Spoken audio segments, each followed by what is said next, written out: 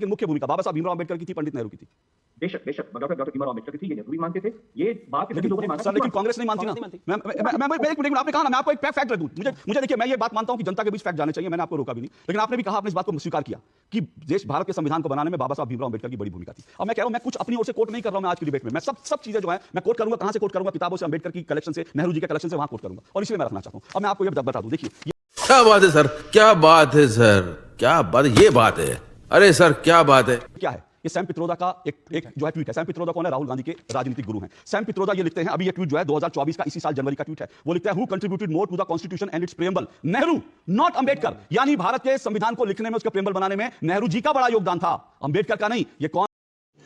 रुको जरा, सबर करो। लिखते हैं, बाबा साहब का दिया हुआ संविधान, doctor Ambedkar is father of the Indian constitution, is the biggest falsification of our country's modern history. Bharat की जो मॉडर्न हिस्ट्री है, उसका सबसे बड़ा झूठ कांग्रेस के नेता कह रहे हैं कि यह है कि बाबा साहब भीमराव अम्बेडकर का बड़ा योगदान था। वो कहते हैं नहीं, नेहरू जी महान थे, नेहरू जी ने संविधान रचा। ये कांग्रेस, और ये मैं सिर्फ ये नहीं कह रहा हूं, ऐसा नहीं है कि ये सिर्फ जो है सिर्फ सैम पित्रोदा ने कहा था। मैं आपको एक और प्रमाण दिखाता हूं। ये प्रमाण है साल 2012 का, जब कांग्रेस की सरकार थी इस देश में। आपको एक कार्टून जरूर देखना चाहिए। इस कार्टून में क्या दिखाया जा रहा है? इस कार्टून में दिखाया जा रहा है कि बाबा साहब भीमराव अम्बेडकर एक घोंगे पर बैठे हैं, घोंगा बहुत धीरे धीरे चलता है, और पीछे से नेहरू जी अम्बेडकर जी को चाबुक मार रहे हैं कि भाई जल्दी संविधान बनाओ। और इसीलिए ये इन्होंने कहा कि भाई संविधान बनाने में नेहरू जी की बड़ी भूमिका थी, क्योंकि नेहरू जी तो अम्बेडकर जी को चाबुक मार करके संविधान बनवा रहे थे। यही सोचा कांग्रेस की, और इनको चाबुक मारते हुए दिखाया गया था। और ये एनसीईआरटी की किताब में 2012 के अंदर, इसको एनसीईआरटी की किताब में इस कार्टून को लिया गया था। बीजेपी ने संसद में इसका विरोध किया, कपिल सिब्बल जो है उसके बाद उनको बैकफुट पर आना पड़ा। और सोचिए हम अपने बच्चों को क्या पढ़ाने जा रहे थे? एनसीईआरटी स्कूलों की किताब में हम ये पढ़ाने जा रहे थे कि नेहरू जी ने चाबुक मार मार के नेहरू जी ने संविधान बनवाया डॉक्टर भीमराव अम्बेडकर से। ये हम बच्चों को पढ़ाना चाहते थे यार, और फिर हम कहते हैं कि बाबा साहब भीमराव अम्बेडकर हमारे पैशन है।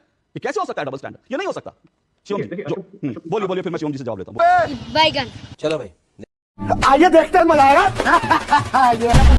आज का डिबेट रोमांचक होने वाला है।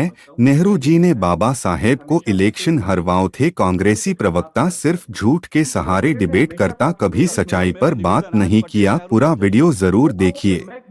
आज ये कॉन्टेक्स्ट नहीं है सर। डॉक्टर भीमराव अम्बेडकर के बारे में जो आरएसएस के विचार है, मैं जानता हूं आप इस पे ठीक बोल है, नहीं वो पाएंगे। विचार मैं बिल्कुल पूछता हूं, वो मैं बिल्कुल पूछूंगा। डिसोन किया, जिसका अनुवांशिक संगठन आज हमारे गृहमंत्री जी जो बोल रहे हैं वो आरएसएस से ठीक है, वो सवाल आपका है, मैं उस सवाल को शिवम त्यागी के पास जरूर ले जाऊंगा, लेकिन मुझे लगा उससे पहले ये तथ्य, आपके सवाल वैलिड है बिल्कुल। मैं वो बात तो सही है। गृहमंत्री जी ने जो कहा है वो आज फंस गए हैं, उनको ऐसा नहीं बोलना चाहिए। अगर वो सॉरी भी कह रहे तो कोई बात नहीं। ओके शिवम जी, दो तीन चीजें, वो तो कह रहे हैं आरएसएस का बैकग्राउंड की बात कर रहे हैं, और उसके बाद मैं जो है आपकी तरफ भी आऊंगा जो है, लेकिन वो कह रहे हैं कि एक तो आरएसएस को लो, कि दूसरा वो कह रहे हैं कि अमित शाह ने जिस अंदाज में बोला वो अंदाज ठीक नहीं था, जो उनकी शब्द थे वो शब्द ठीक नहीं थे, क्या जरूरत थी, और एक तरह से उनको खुद पछतावा था, इसलिए उन्होंने आज पीसी करी। बिल्कुल भी नहीं, पीसी इसलिए की गई है कि इस देश में जिस तरीके से 2014 से पहले, 2024 से पहले भी, चुनाव से पहले एक फेक नैरेटिव चलाया गया, एडिटेड वीडियोस बनाकर इस देश में बहाए गए, देश की जनता को बरगलाने की कोशिश हुई।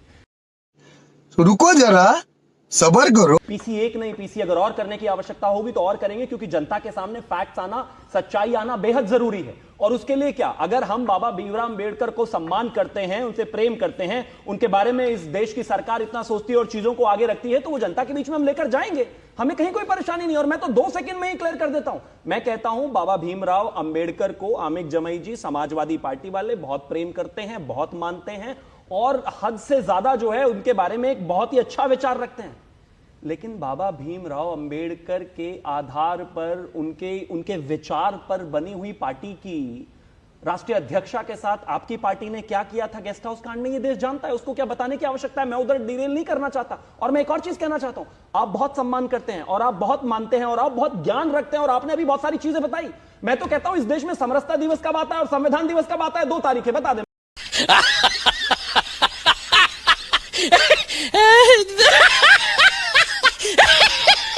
मैं मान जाऊंगा ये मानते हैं इस बात को, बता दीजिए। बोलिए। देखो मैं आपसे कह रहा हूं कि आज अखिलेश जी ने पूरे देश में मीडिया के जरिए एक बात बोली। देश में संविधान दिवस कब होता है?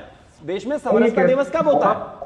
बाबा साहब अम्बेडकर के बारे में आपने कहा, वो ठीक है, ऐसे आपने सुनाया।